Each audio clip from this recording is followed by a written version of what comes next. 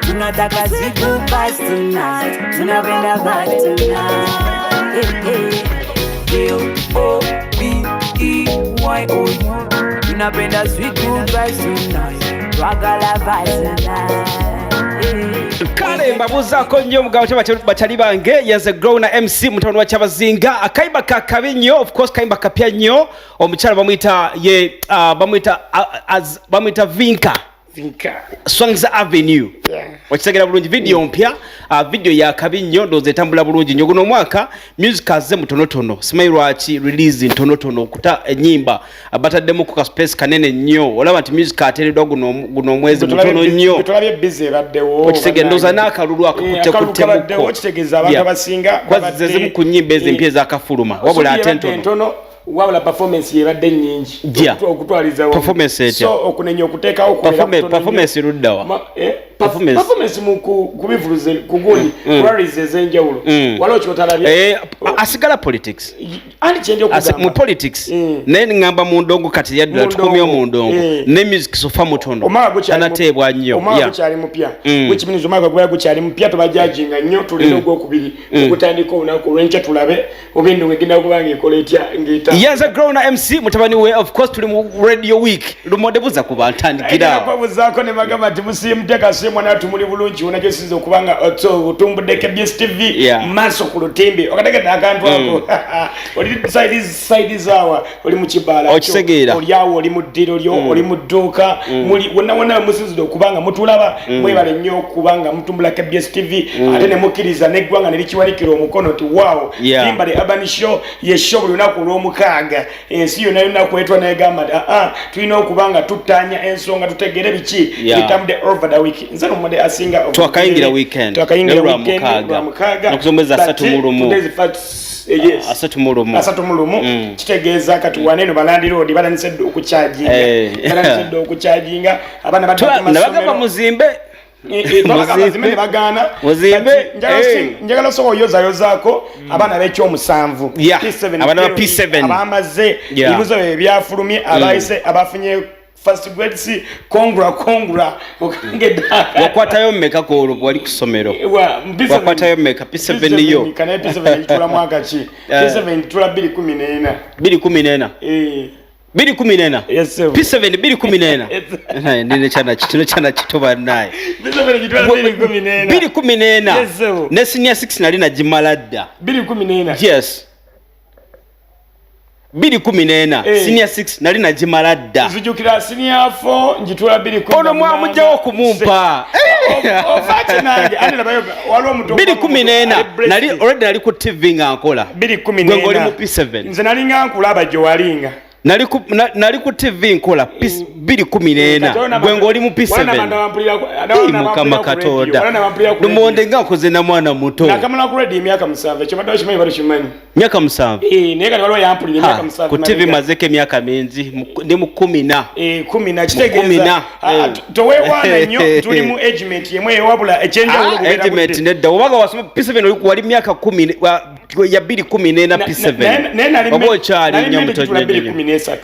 nali mede gitula 2013 ne wabaawo ki waliwo challenges ezabaawo kyonna ekyabaawo nendi ku mwaka ogwo nali namala dda senior 6 okitegeera kale tuli mu radio week mpola n'ennyimba ezakateebwa ntono nnyo era mukwano gwe mweta Africano okubuuzaako nnyo kusaasira Africano alisaidize katooka nkubuuzaako nnyo ne mama mubuuzaako nnyo essomero balizimba naye maaso awo tujja kufuna obulango then tandika oddyogerako officially nga batuwadde obulango bw'essomero eryo naye nga initially tuli mu radio week tutandikire wa lumonde tutandikire ndowooza life ya radio Moses radio kubanga yafanga lumu just February nga lumu 2018 wabula radio okufaakwe birthday radio aliwo nga 25 January kitegeeza juzi ono nga 25 yali ali masanyo ge bwatu mpola then waliko gondi ku dibana afuna ate obuzibu naba nga atava nga lumu February tutandikire omanyi kati radio iramu ku bayimbi abasinze okujjukirwa ennyo naddala mu bayimbi abafa abatugenda kabayimbi naddala mu styles nti ojja kwesanga nti abayimbi abadde bajjukirwa abakadonka mbadde bakijjumbidde nnyo ojja kulaba nti Kafeero bamujjukira ojja kwesanga nti Kafeero olunaku lwe yafa radio zonna TV zonna zibaluki nnyimba ze olabe awo ani Elishama Wamala tulabe ani gwe basobola Kafeero yafa mwaka ki was it 12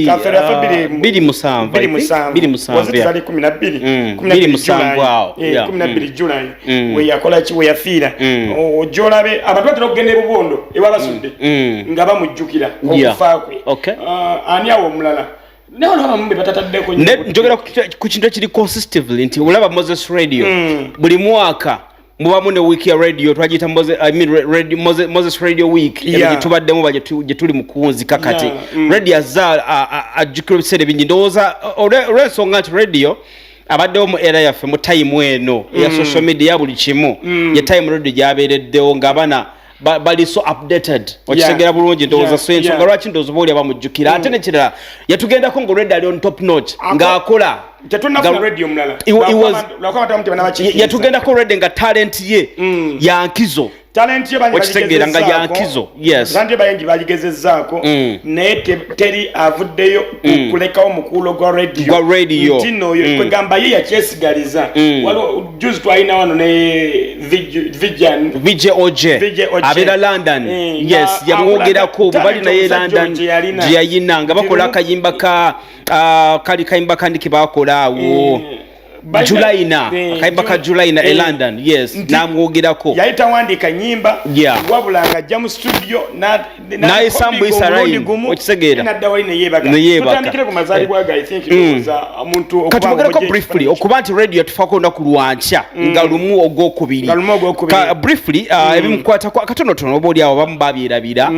radio yazaalibwa wali eri ejjinja mu Busoga mwana we waffe so siku mwezi bakobesi we wafaawo Busoga sub-region of course radio no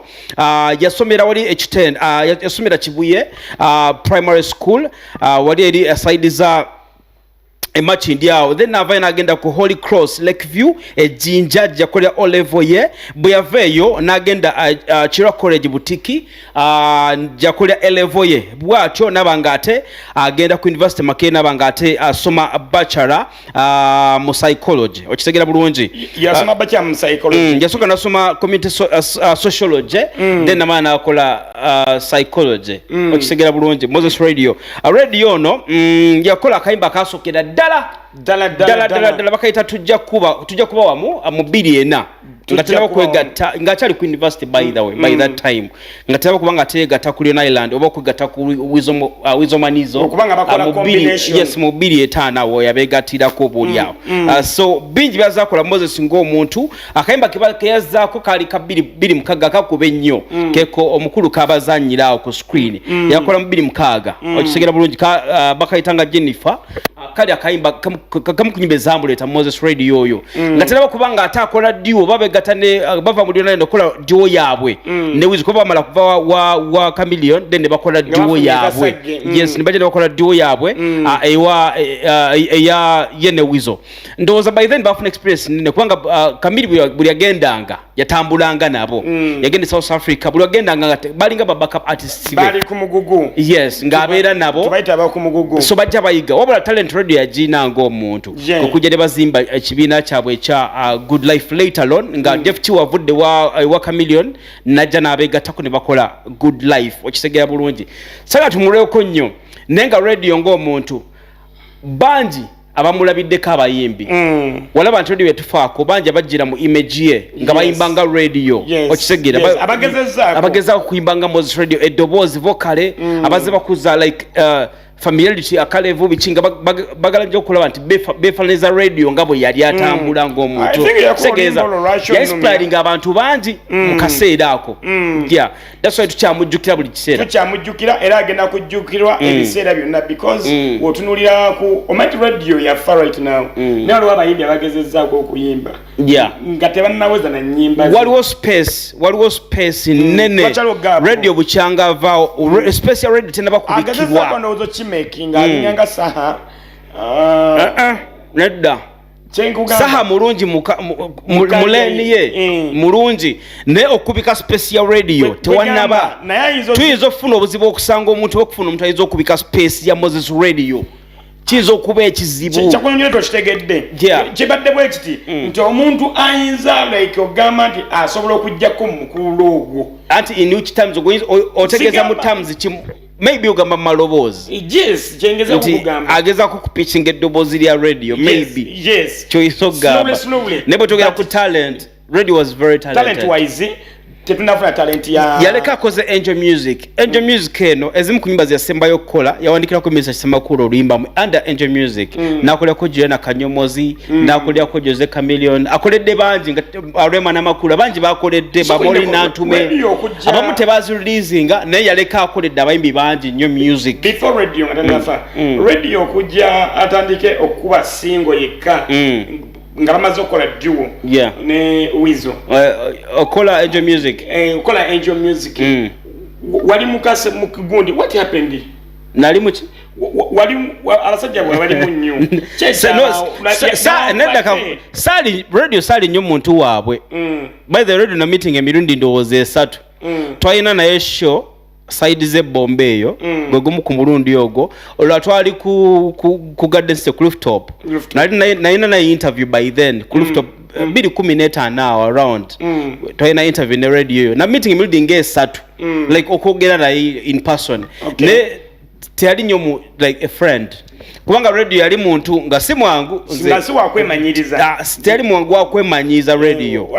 yes teyali mwangu wakwemanyiza so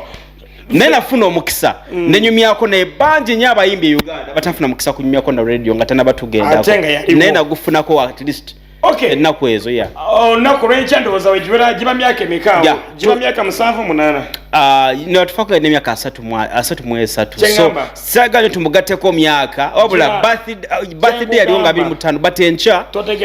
amaze emyaka emeka ng'afudde yafa 2018 bw'ogattamu paka essaawa eno 8 ku 7 around there yes so Moze radio tumujja fabasira mutugamba Allah mugazirize kakuli ata musobeke agenda kulwawo nnyo radio okuvaawo yagalagana ajja kujjukirwa era singa akyaliwo industry singa enyuma nina bye missing nga radio waliwo ebintu ebyo bye missing watali radio efujja erimu erinyuma mu music yes kyabadde okay nga tuvuddeyo keyo tutandikire today tuli kagencha ngenda kubeera ekagga yes njakubeera ewaka njagendayo ko anagenda okutwala genda ku ne bakyali bange tujja kubeera ekyekagga tugende kumboze ndako twabaddeko ne Raypan sinza butamwogerako Raypan yasainiza omwimbi omupya Raypan kyali wange oyo yasainiza ono gundi namulabyeko yasainiza omwimbi bamwita famous yes yamusainize Raypan abaddewo by the way ate mukwano gwa Brian oyo Raypan Brian wano jabala Brian Raypan akuinako ensonga Rare signizo omuyimbi twali ku Sheraton Hotel juzi Crocsat yes yatuita Crocsat wao ko Sheraton Hotel wabingamba kwa na busy yayina bakatani kando babaddewo wabulu lumaliza na gatakato omuyimbi omulala baita famous katani kando era ludde nabebbanga ne bali mugundi endala management eri enkadde yali weera wabula this time round naba signing akola nabo nga manager wabe era yagaseko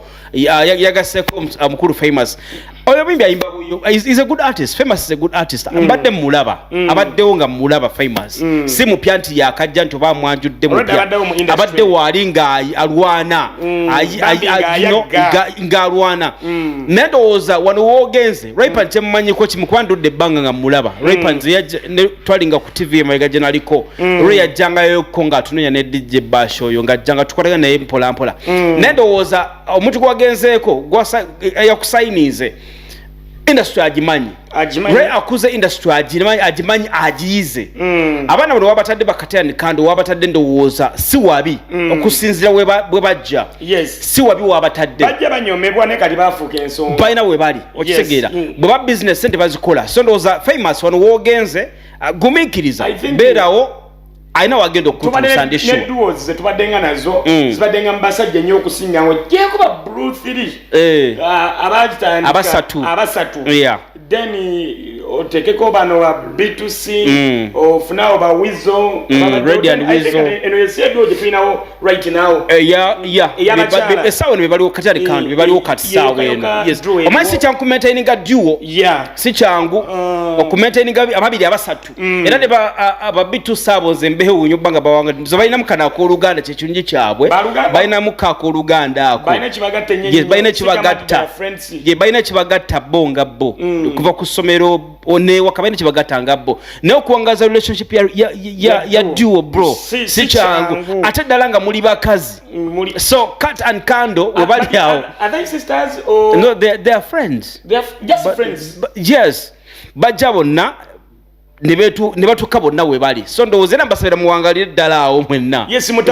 nenga famous webale nnyo okugattako omuyimbi oyo famous kumikiriza Raypan I know wajja okutuusandishuwa cause I know lwabadde omuntu ngonze mbadde mulaba systematically ng'atambula kigeza industry bw'ogimalamu ebbanga eddene nga already yamazeemu oba ogitegedde oba ogiyize so kisogatta ku industry oba ku muyimbi kiringanza okusayininga omuyimbi bwe mba ninamu kutooka obulungi nga lizitowa bulungi bro omuyimbi setagana bbanga ddene emyezi 3 kuteeka muyimbi wena muteeka netaga omwezi ogwo omuyimbi takwatikako bwe mba ninamu kutooke omuyimbi nze omwezi gumu gumumala omutuusa omuyimbi mu mwezi gumu abazi alidese nenga mmeka mpitirivu naye kati ŋŋanzi setaga ssente nyingi nnyo okuteeka mu industry kubanga ekikulu kya byonna kankubulire industry giraba nzibu nnyo nga toyina ssente wabula nyangu nnyo ng'olina connection nga sente weziine connection bw'oba olina connection oba tolina nnyo ttooke ly'amanyi ng'olina omanyi Brian omanyi Grown omanyi Lumonde ku Success FM omanyi ono kikwanguyira okitegera so kati ndowooza emikolo gye nnina mingi gimala okutuusa omuyimbi wenyiza omutuusa bato bwali n'ogwangamba managing ebiseera ebyo nalinnya ku bakazi nga omanyi kyomanyi kinga omukazi omanyi ng'omukazi oba oyagala omweyagalize bwe buzibu buli awo abakazi kyakwatayo nze nalinako abakyala balinga babiri bena promotingako babe nakwatako nasookako nze kyakatamya kyali eki malala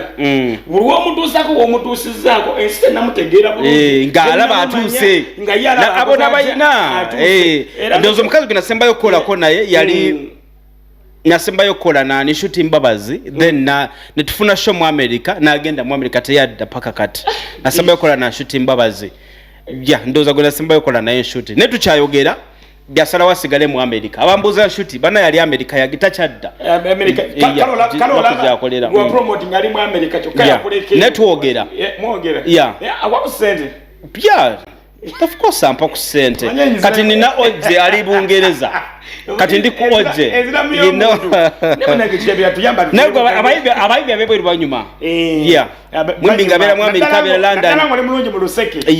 kati nina oje nina ka connection kawiro longomba katono akawiro longomba katono omanyi era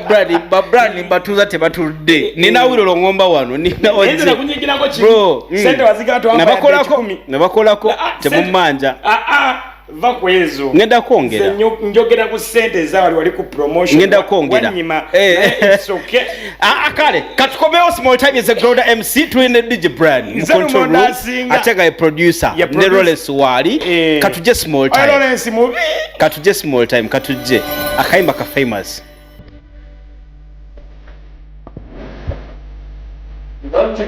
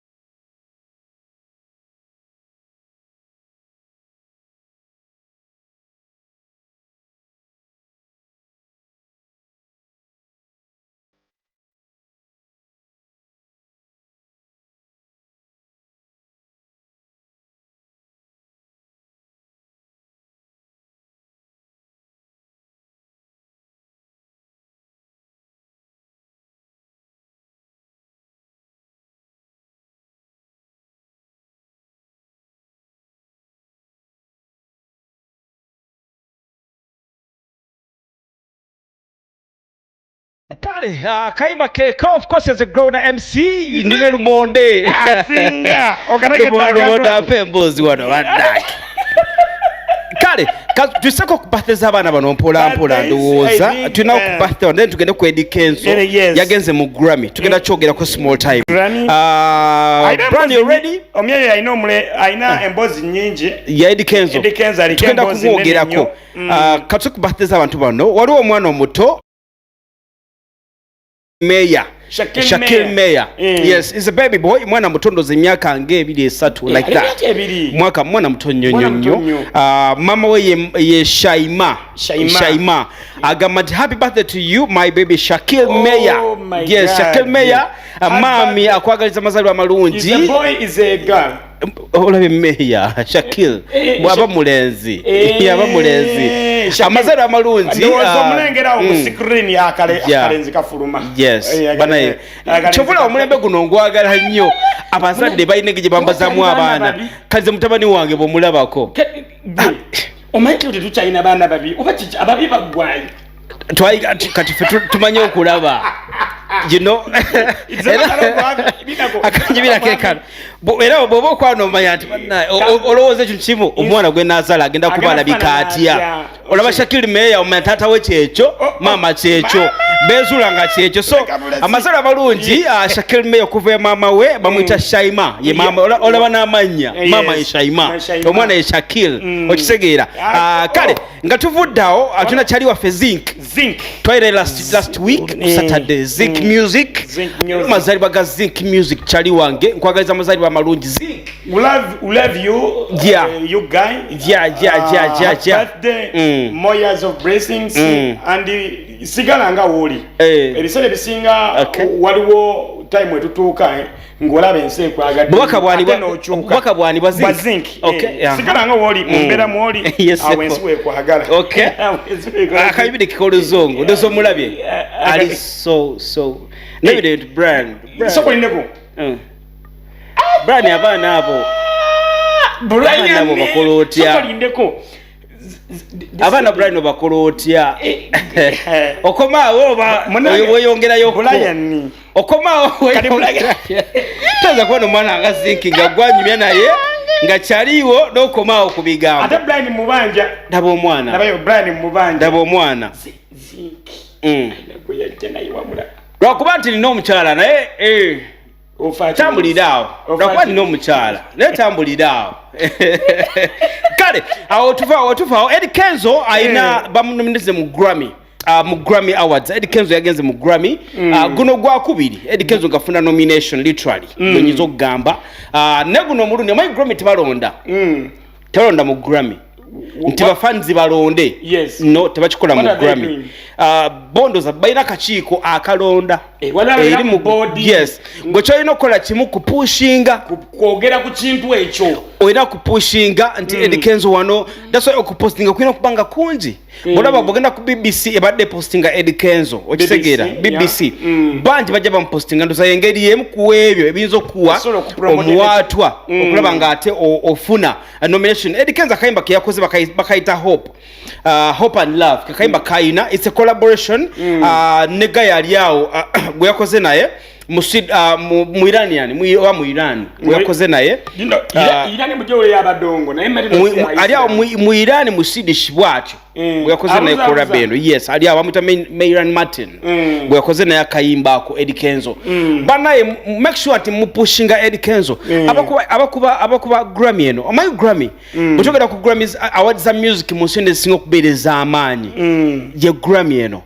Grammy Awards za amaanyi mu nsi yonna so when you support Eddie Kenzo oyina kyogattako oba oyina kyogasse ku brand yenga y'omuntu ate tulina mu Grammy already abana tulina Grammy wano mu Uganda ne tufune ya Kenzo kikolera amakulu ag'amaanyi kati kole gyali mutalimu yekka alimu ne ba Ira Star mulimu ba Burna Boy mulimu ba Wizkid mulimu bangi ate nga ba star b'amaanyi okitegeera mu kati kole gyalimu abantu bangi so we tu supporting Eddie Kenzo banaye mupushinge Eddie Kenzo bamu recognizing nti Kenzo jali kasajja kaddala let us push the brand actually na fenge gwanga lyaffe ikiba kituwa like tuba tusaasana yes Kenzo bwatu kwatula flag wankubadde tubijjemu bino feeling ebyekiralu naddala biri mu industry ebyekikono mbulwaki Kenzo agenda mu Grammy live soko veko live alone politics ache gamba twamuvuddemu katuli mu ndongo supporting Kenzo si ku kibiina support Kenzo as Eddie Kenzo yes ng'omuyimbi advisor okitegeera ate Kenzo nkwebaza by the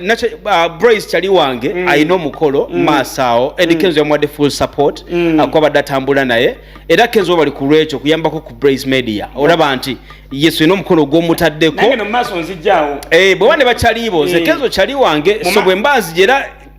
okimanyi nti mu maaso awo mugw'omwenda wetabawo kikyukamu mu maaso awo nange mugw'omwenda nga 27 we batabawo kikyukamu mukama Katonda ankwatireko tugenda kukyala bw'okikola guno mwaka nange nkikola kugambye nga 27 ali wakandaba September bw'okyala lumonde guno mwaka nkyala ati ze katambude bintu twagwako bigwe grona bintu byokukyala byankweteekateeka tulowooza muno wekugamba nti ngenda kukyala September 27 kitegeeza nakitandise leero kanya obadde oteekateeka okitegedde and another thing kwanjula kuzibu nnyo tojja mu kwanjula ng'osuubira nnyo mu banno kinene olina okuba nekisinga omunene kyabakwatiddeko weebaze mukama kaki era Kenzo kyakoze kikulu ne bebe yakikola alina gwe yakwatirako Kaweera bwewa ne bakyali bakusikamuko era kikulu kina bakusikamuko kuba bigaana bro bigaana ne bakusikasikamuko akatonotono obaako wootuuka twagala kumaliriza ensonga zino tolina ku SMS ziri awo tuve wano okubanga ndaba Kenzo tumwogeddeko nyo tugenda mwongerako kyekyamanyi Brent, okay. Hi, this is Abdullah Lafa from Bujiri. Greetings to my beloved wife, Asha Mira. Asha Abdul Fatah. Okay. Actually, kandi buzo kibuzo. Chicho so okujjukira ku radio nga tuli mu kibya radio. Kale, hello. Oi. Bulungi oliota. Chicho yizo okujjukira ku Moses Radio weekend. Radio mujjukira ko kiwamma serious ng'omwesonyiwa mutadde ama tusoko siwereza message mu uno dakika busatu obusigaddeyo dakika nga 3 zisigaddeyo tetulina budde brand twaye ku message yawo SMS weziryawo kale kampise mu small time mpa ku message brand yes mpa ku message yawo katono wansi yes onagambye team Zairu Monde ne grow thanks for the show. Steve from Katugo nakasongola kwendi mbalaba kale bali kuba nti joli tukwatene ku masimu tukwatene ku masimu bobali kumulamwa tuve wano hello ogamba da sebo wendi kiri kitya radio eno wiki ya Moses Radio mujjukira ko ki Moses Radio ng'omuyimbi Moses Radio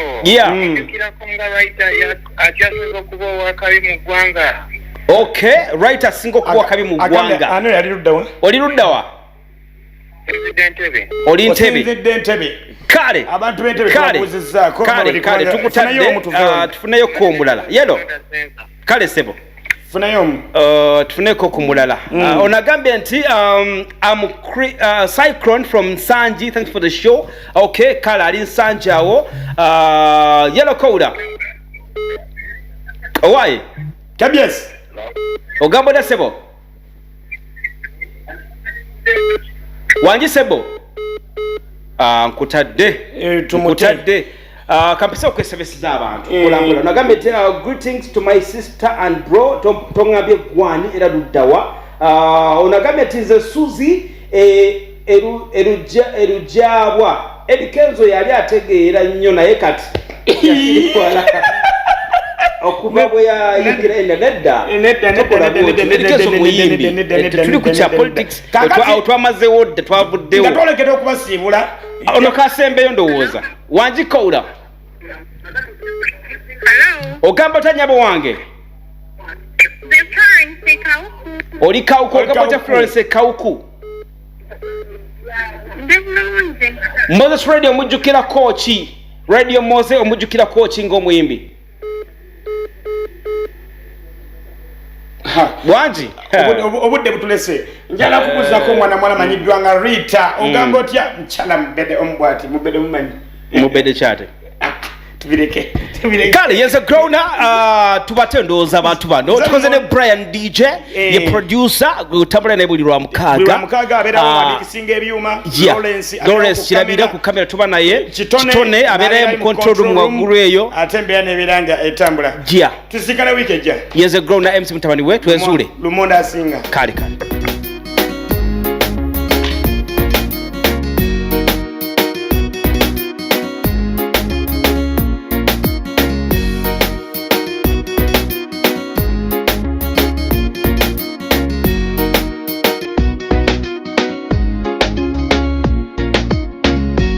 5